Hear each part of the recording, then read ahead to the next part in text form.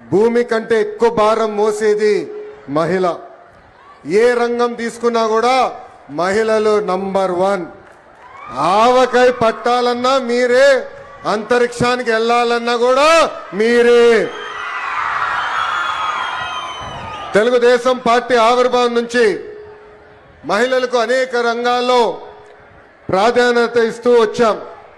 విశ్వవిఖ్యాత నట సార్వభౌమ స్వర్గీయ శ్రీ నందమూరి తారక రామారావు గారు మహిళలకి ఆస్తుల్లో సమాన హక్కు కల్పించారు.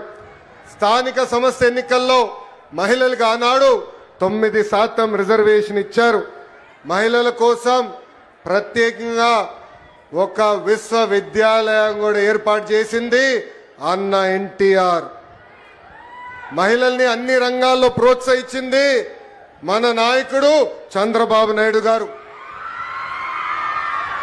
డ్వాక్రా గ్రూపులు ఏర్పాటు చేసిన దగ్గర నుంచి మహిళలకి ఆర్థిక స్వాతంత్రం ఇచ్చారు. విద్య, ఉద్యోగాలు, రాజకీయాల్లో మహిళలకి 33% రిజర్వేషన్ ఇచ్చారు. ఏకంగా మహిళల పేరుతోనే ఇళ్ల పట్టాలు కూడా అందించారు. అంతేకాదు ఏకంగా ప్రతిభా భారతి గారిని అసెంబ్లీకి తొలి స్పీకర్, మహిళా స్పీకర్ కూడా చేసింది చంద్రబాబు నాయుడు గారు. మనం తిరుగుతున్న ఆర్టీసీ బస్సుల్లో కూడా మహిళల్ని కండక్టర్గా నియమించింది కూడా చంద్రబాబు నాయుడు గారే. స్త్రీ శక్తికి ఎదురులేడు. నేను విద్యాశాఖ మంత్రి అయిన తర్వాత షైనింగ్ స్టార్స్ అనే కార్యక్రమం పెట్టా. ఆ కార్యక్రమంలో 10th క్లాస్, 11th క్లాస్లో, 12th క్లాస్లో బాగా చదువుకున్న పిల్లల్ని తీసుకొచ్చి సన్మానం చేస్తా. ఆ కార్యక్రమంలో నేను చూసా, ఎక్కడి మహిళలే వచ్చారు, ఆడపిల్లలే వచ్చారు. 85% మంది ఆడపిల్లలే. అసలు అక్కడ మగవాళ్ళు ఎక్కడున్నారా అని ఎతుక్కునే పరిస్థితి. ప్రతిపక్షంలో నేనున్నప్పుడు మంగళగిరిలో స్త్రీ శక్తి పేరుతో అనేక సంక్షేమ కార్యక్రమాలు చేశా. దాంట్లో ప్రత్యేకంగా మహిళలకు కుట్టు మెషిన్లు, బ్యూటీషియన్ కోర్సుతో పాటు వాళ్ళకు కావాల్సిన పనిముట్లు కూడా ఆనాడు అందజేశాం. సుమారుగా 3600 మంది మహిళలకి కుట్టు మెషిన్ ఇష్టమే కాదు, ట్రైనింగే కాదు, దాంతోపాటు మార్కెట్ లింకేజ్ కూడా చేశాం. జూట్ బ్యాగులు, క్లాత్ బ్యాగులు కానివ్వండి, స్కూల్ యూనిఫామ్, ఇలా అనేక ఐటమ్లు తయారు చేసి ఈరోజు మహిళలు వాళ్ళ సొంత కాలు మీద నిలబడే పరిస్థితి. మహిళలకి అవకాశాలు ఇస్తే అద్భుతాలే మీరు సృష్టిస్తారు. దానికి ఉదాహరణ మా ఇల్లు. 1992లో ఆర్థికంగా సొంత కాలుపై నిలబడాలని ఆనాడు గౌరవ ముఖ్యమంత్రి చంద్రబాబు నాయుడు గారు హెరిటేజ్ అనే సంస్థ ప్రారంభించారు. కరెక్ట్గా 2 సంవత్సరాల తర్వాత మీ దయ వల్ల ఆయన ఫైనాన్స్ రెవెన్యూ మంత్రి అయ్యారు. ఇప్పుడు కంపెనీ ఎవరో చూడాలని అమ్మకి చెప్పారు, కంపెనీకి ఒకసారి వెళ్ళి నువ్వు చూసుకోవాలని. మా అమ్మ ఎప్పుడు కంపెనీకి వెళ్ళా, కంపెనీ ఎలా రివ్యూ చేయాలో తెలియదు. ఆయన బలవంతం చేశారు. కారు వేసుకుని కంపెనీ దగ్గరికి వెళ్ళేది, ఆఫీస్ దగ్గరికి, పైకి కూడా వెళ్ళేది కాదు. కింద నుంచే ఫోన్ చేసి పెద్దానికి నేను పైకి వెళ్ళలేను, నేను ఇక్కడ ఏం జరుగుతుందో నాకు తెలియదు అన్నారు. అలాంటిది ఈరోజు మా తల్లిని చూడండి, 5,000 కోట్ల విలువైన కంపెనీ ఆమె స్వయంగా నడిపిస్తుంది. అంతేకాదు అన్న ఎన్టీఆర్ పేరుతో ఎన్టీఆర్ ట్రస్ట్ అని ఆనాడు బాబు గారు స్థాపిస్తే ఈరోజు అద్భుతంగా మా తల్లి ముందలు తీసుకెళ్తుంది. తలసీమియా పేషెంట్స్ కి ప్రత్యేకంగా గౌరవ ఉప ముఖ్యమంత్రి పవన్ అన్న ఆనాడు 50 లక్షల రూపాయలు కూడా మనకి అందజేస్తాం జరిగింది. బ్రహ్మణి గురించి కూడా నేను చెప్పాలి కదా 2 మాటలు. స్టాన్ఫర్డ్లో చదివింది, తిరిగి వచ్చి కంపెనీలో ఇప్పుడు ఆమె పనిచేస్తుంది. ఏకంగా నా క్రెడిట్ కార్డు బిల్లు కూడా బ్రహ్మణియే కట్టే పరిస్థితికి వచ్చింది. నేను ఈరోజు హాయిగా ఇక్కడ తిరిగి మీకోసం సేవ చేయగలుగుతున్నానంటే దానికి కారణం బ్రహ్మణి మొత్తం మా ఇల్లు చూస్తుందని మహిళలందరికీ నేను తెలియజేస్తున్నా. అంతేకాదు మా అమ్మమ్మ పేరుతో బసవ తారకం క్యాన్సర్ హాస్పిటల్ ఉంది హైదరాబాద్లో. ఇప్పుడు ప్రత్యేకంగా అమరావతిలో కూడా ప్రారంభిస్తున్నారు. అక్కడ మా డైరెక్టర్గా నిరుపేద కుటుంబాలకి అహర్నిశలు సహాయం కూడా చేస్తుంది. స్త్రీ శక్తి ఈరోజు స్త్రీ శక్తి కార్యక్రమం ప్రారంభోత్సవం సందర్భంగా మీతో కొన్ని విషయాలు మాట్లాడాలనుకుంటున్నా. కొంతమంది మహిళల్ని కించపరిచే విధంగా మాట్లాడుతున్నారు. మహిళలు ఎంత బాధపడతారో నేను స్వయంగా నా ఇంట్లో నేను చూశాను. ఆనాడు శాసనసభ సాక్షిగా మా తల్లిని అవమానిస్తే మా తల్లికి 3 నెలలు పట్టింది కోలుకునేదానికి. తెలుగు వాడుక భాషల్లో కొన్ని పదాలు ఉంటాయి.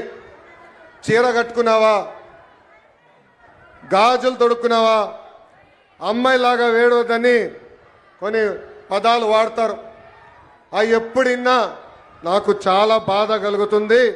అలాంటి పదాలకి మనం ఫుల్ స్టాప్ పెట్టాలని ఈ సభాముఖంగా ఆంధ్ర రాష్ట్ర ప్రజలు నేను కోరుతున్నా. అలాంటి మాటలు ఎవరన్నా మాట్లాడితే మాట్లాడదని చెప్పండి. ఎక్కువ తక్కువ మాటలు చెప్పండి. అన్న లోకేష్ చెప్పాడు తోలు తీస్తాడని. ఈ సందర్భంగా గౌరవ ముఖ్యమంత్రి గారిని, ఉప ముఖ్యమంత్రి గారిని ఒక విషయం కోరాలనుకుంటున్నా. సినిమాల్లో, వెబ్ సిరీస్లో మహిళల్ని కించపరిచే విధంగా డైలాగ్స్ వస్తే అవి తీసే వరకు ఆ సినిమాలు, వెబ్ సిరీస్ రిలీజ్ అవ్వకూడదని ఒక ప్రత్యేక చట్టం తీసుకురావాలని ఈ సభాముఖంగా పెద్దల్ని నేను కోరుతున్నా. మహిళా భద్రత గురించి అందరూ మాట్లాడతారు. అనేక చట్టాలు తీసుకురావాలంటారు. కానీ మహిళలకి భద్రత ఉండాలంటే, మహిళల్ని గౌరవించాలనేది మన ఇంటి నుంచే మొదలవ్వాలని నేను బలంగా నమ్ముతాను. అందుకే నేను విద్యాశాఖ మంత్రి అయినప్పుడు ప్రత్యేకంగా first class, second class text books తెప్పించా. దాంట్లో ఫోటోలు చూసా. ఇంటి పనులు చేస్తున్న ఫోటోలన్నీ మహిళల ఫోటోలు ఉన్నాయి.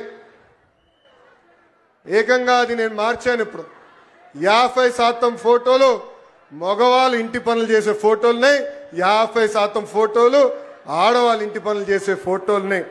అంటే మార్పు అనేది ఇంటి నుంచే మొదలవ్వాలని బలంగా నమ్మే వ్యక్తి మీ లోకేష్.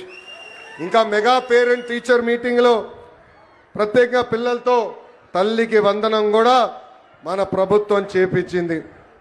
ఇప్పుడు స్త్రీ శక్తి పథకం ద్వారా ఉచితంగా బస్ ప్రయాణం కూడా మన ప్రభుత్వం ప్రారంభిస్తుంది. ఈ పథకం మహిళలకు మరింత శక్తి సమకూరుస్తుంది. చదువుకునే దానికి, ఉద్యోగాల కోసం కానివ్వండి, ఈ స్త్రీ శక్తి పథకం ద్వారా మీకు భారం తగ్గిస్తుంది. ఈరోజు బస్సు ప్రయాణంలో మా అక్క, చెల్లెలు, పెద్దమ్మ, చిన్నమ్మలతో మాట్లాడా. వాళ్ళందరితో మాట్లాడినప్పుడు నాకు అర్థమైంది, కనీసం నెలకి 1500 రూపాయల భారం మీకు తగ్గుతుందని. 2019లో సంపూర్ణ మద్యపాన నిషేధం చేస్తానని ఒక రాక్షసుడు అన్నాడు. ఏకంగా అమ్ముతున్న మద్యం ఆరోగ్యానికి హానికరం అని అధికారులు అనేక సార్లు చెప్పినా ఏకంగా ధనదాహం కోసం విషం కంటే ప్రమాదమైన మద్యం అమ్మి ఏకంగా తాళిబొడు తెంపాడు ఆ రాక్షసుడు. మహిళల్ని ఏకంగా అగౌరవపరిచారు. నేను చూశాను, పాదయాత్రలో మహిళల్ని కలిశాను. మీరు పడుతున్న కష్టాలు చూసిన తర్వాతనే గౌరవ ముఖ్యమంత్రి గారిని, చంద్రబాబు నాయుడు గారిని, గౌరవ ఉప ముఖ్యమంత్రి గారు పవన్ అన్న గారికి కలిసి మనం బాబు సూపర్ 6 మేనిఫెస్టో కూడా రూపొందిస్తాం జరిగింది. సొంత చెల్లితో రాఖీ కట్టించుకోలేని అన్న మహిళలు సంక్షేమం గురించి మాట్లాడుతున్నారు. సొంత తల్లిపై కేసు గెలిస్తే వాళ్ళు సంబరాలు ఈరోజు చేసుకుంటే చాలా బాధ కలుగుతుంది. అందుకే వాళ్ళందరూ ఒకటే చెప్తున్నా, ముందల మీ ఇంట్లో ఉన్న అక్క, చెల్లెలు, పెద్దమ్మ, చిన్నమ్మ, అదేవిధంగా తల్లికి న్యాయం చేసిన తర్వాతనే మా గురించి మాట్లాడాలని హెచ్చరిస్తున్నా. చివరిగా ఒక విషయం చెప్పాలనుకున్నా. ప్రభుత్వ కొనసాగింపు అనేది చాలా చాలా అవసరం. 2019లో రాష్ట్రం దారి తప్పింది. దానివల్ల అందరం అనేక ఇబ్బందులు ఎదుర్కొన్నాం. కనీసం మాట్లాడడానికి స్వేచ్ఛ ఉండేది కాదు. ఆనాడు ముఖ్యమంత్రిగా పనిచేసిన వ్యక్తి ఇట్లా వచ్చి ప్రజల్ని కలిసే పరిస్థితి కూడా ఉండేది కాదు. యువకులు చాలా నష్టపోయారు. మన రాష్ట్రంలో ఉన్న పరిశ్రమల్ని పక్క రాష్ట్రానికి తరిమేసే పరిస్థితి. కానీ ఇప్పుడు ఆంధ్ర రాష్ట్రంలో డబుల్ ఇంజన్ సర్కార్ ఉంది. కేంద్రంలో గౌరవ ప్రధానమంత్రి నరేంద్ర మోడీ గారి నాయకత్వం, రాష్ట్రంలో చంద్రబాబు నాయుడు గారి నాయకత్వంతో ఈ రోజు రాష్ట్రం ముందరికెళ్తుంది. అందుకే ఇది మనందరం గుర్తుపెట్టుకోవాలి. మా ప్రభుత్వం కొనసాగింపు అనేది చాలా చాలా అవసరమని ఈ సభాముఖం మీ అందరు తెలుపుకుంటూ, చివరిగా మొన్న పహల్గాం దాడిలో, ఉగ్రవాద దాడిలో మనం భారతీయులను కోల్పోయాం. గతంలో ఇలాంటి సంఘటన జరిగితే మనం కన్నీరు పెట్టుకుని ఇతర దేశాలకు వెళ్ళే వాళ్ళం. కానీ దానికి ఫుల్ స్టాప్ పెట్టారు. అది ఎవరది?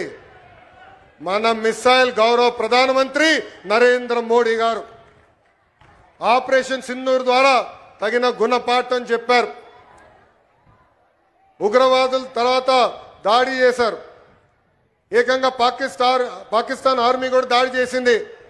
దాంట్లో మనం ఒక జవాన్ని కోల్పోయాం, మురళీ నాయక్ కుటుంబాన్ని కూడా నేను కలిసా. మురళీ నాయక్ తల్లిదండ్రులు వాళ్ళ బిడ్డ సైన్యానికి వెళ్ళాలని ఇష్టపడలేదు. ఉండేది ఒక్కడే, నీకేమైనా అవుతే మా పరిస్థితి ఏంటని. అప్పుడు మురళీ నాయక్ చెప్పాడు, నాకేమైనా అవుతే మొత్తం భారతదేశం ఈ కుటుంబానికి అండగా నిలబడుతుందని. అందుకే జవాన్ ఎక్కడ ఉన్నా మనం దారివ్వాలి, సెల్యూట్ కొట్టి జై జవాన్ అని చెప్పాలని ఈ సభాముఖం మీ అందరు తెలుపుకుంటూ, నాకు ఇంత అద్భుతమైన అవకాశం ఇచ్చిన గౌరవ ముఖ్యమంత్రి చంద్రబాబు నాయుడు గారికి నా హృదయపూర్వక ధన్యవాదాలు తెలుపుకుంటూ మీ అందరి దగ్గర నుంచి సెలవు తీసుకుంటున్నాం. వందే, పిడికలు బిగించి చెప్పండి, వందే, జై హింద్, జై హింద్. అందరికీ నమస్కారం. ధన్యవాదములు సార్. ప్రజల కోసం తన జీవితాన్ని అంకితం చేసిన సేవా ధర్మం కల మహానాయకుడు, సత్యం, న్యాయం, సమానత్వం పట్ల అచంచలమైనటువంటి నిబద్ధతతో ముందుకు సాగే మన గౌరవ